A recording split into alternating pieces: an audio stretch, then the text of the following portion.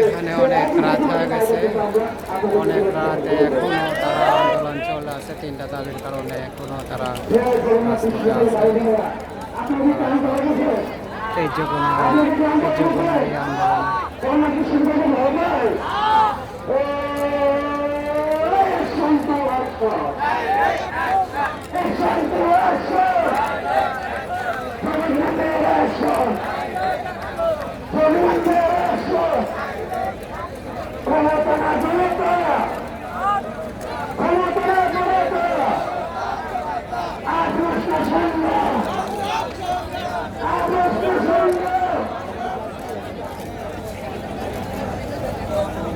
অনেক রাত হয়ে গেছে এদের। সংগ্রামী বর্তমান ভারতীয়রা এখন তো আপনাদের সামনে বক্তব্য নিয়ে আসবেন